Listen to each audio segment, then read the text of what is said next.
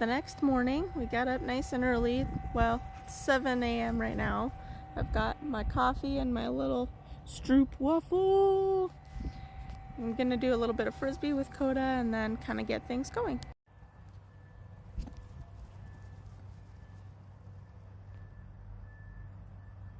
Good boy. Since we won't be back till tomorrow evening, I'm going to water my garden quick. So I'll take you with me.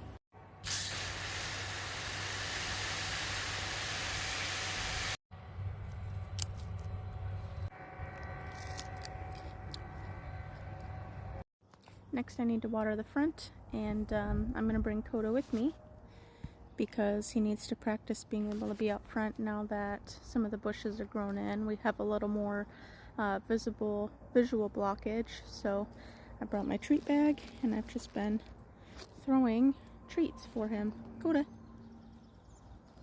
For him to get used to it, but now I'm going to water some plants.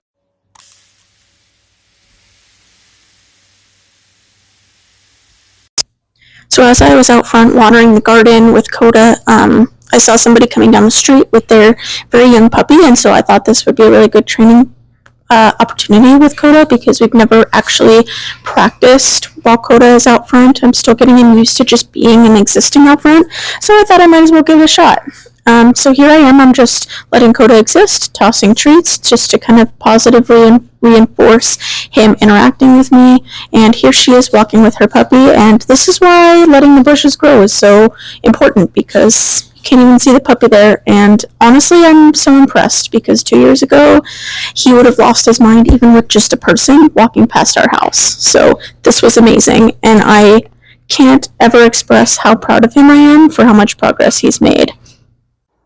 That's part of the reason why I waited until I had more of the shrubs and flowers grown in out front, because Coda would never be able to be that successful being able to see dogs that closely. Some maybe, the more calm ones, but that you probably couldn't see much of in that little clip. But it was a young puppy, which that's fine, but they've got extra energy that, Coda is territorial, as a lot of dogs are, and that may have not as been successful.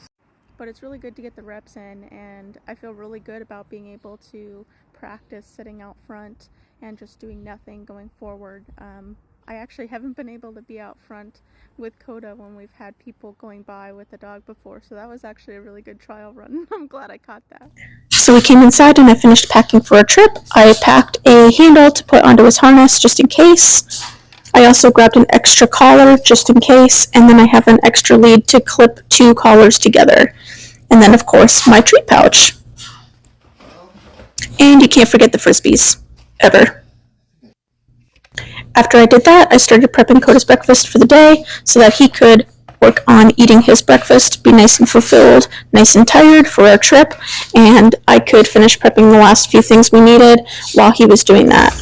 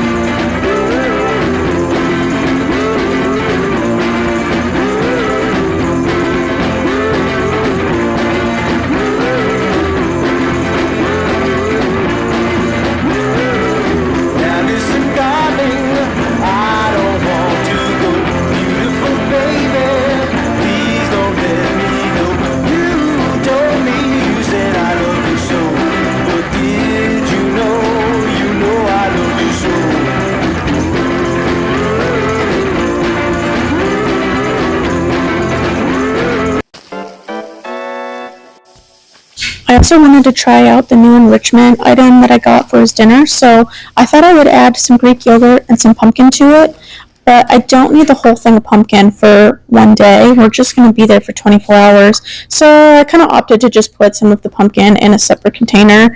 I'll probably use the whole thing of the Greek yogurt, and that's fine, but not really worth trying to haul a whole thing of already opened pumpkin.